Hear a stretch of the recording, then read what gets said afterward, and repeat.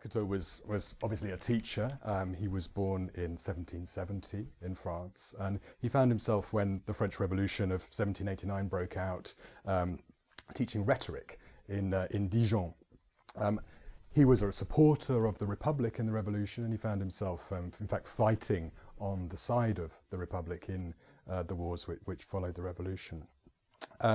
When the monarchy, the Bourbon monarchy, was reinstalled in power under the Bourbon Restoration in the early 19th century, of course, Jacotot, many like him, found himself in an awkward position. So he ended up in exile in Holland, teaching again, but in Louvain, the city of Louvain. It was a curious position he was in because he didn't speak any Flemish and his students didn't speak any French. And so the solution that he came upon was a sort of solution of happenstance, really. An edition of the book Télémaque, Fénelon's Télémaque, had been published, a bilingual edition, earlier that year. And he gave his students copies of the edition of Télémaque, and essentially told them to read in French half of the first book of Télémaque and recite it to him. And that's what they did. And he got them to repeat it again and again to him, and then carry on under their own steam and finish the book. And then he got them to write about it, and he was really astonished to find that when they wrote about it, they wrote in pretty good French, in fluent, literate French. And this, to him, this has the status of a discovery for him. And he thought that, well, I've taught them something. They've been in a learning situation, but I haven't actually explained anything about the language. And he elaborated from this a whole theory of what he called intellectual emancipation, which meant that you could teach people things without communicating content, as we call it these days very often. In other words, you get better results by presuming from the very outset that students are your intellectual equals, in the sense that they can navigate their own way through the material.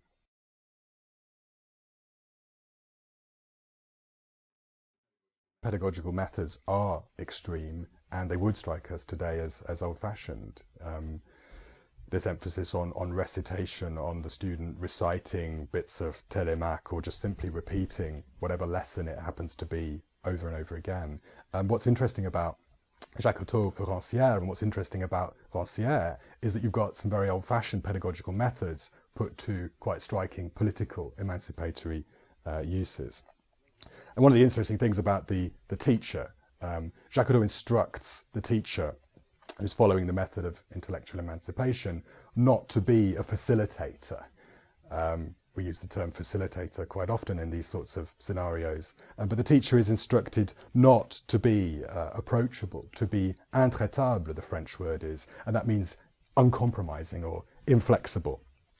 And particularly inflexible when the student expresses an inability to learn. And there it is that the Jacotist pedagogue takes the student and redirects their attention back to the text or to the lesson in question.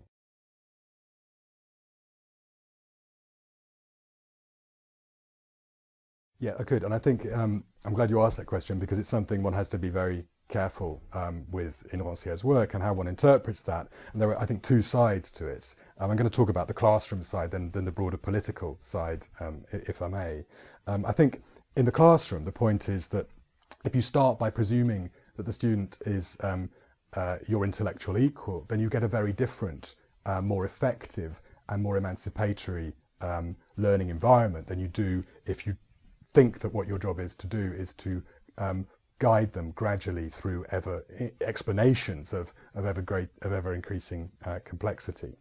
So you get very different results and a very different atmosphere. And politically, if you start out with the assumption of equality, what you're then doing is actually trying to verify that.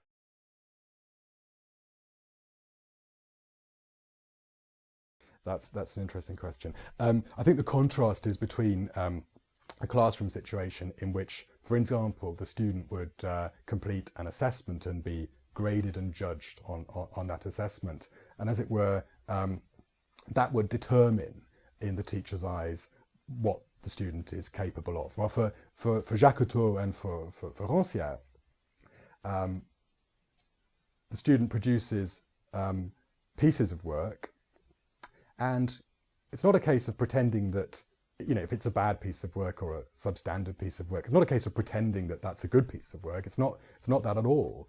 It's the assumption, though, that that's simply, as it were, a kind of failed performance of their intellectual capacity. And then what the pedagogue will do is to try and push the student to repeat the performance, working on the assumption all the time that you know, the student is capable of a much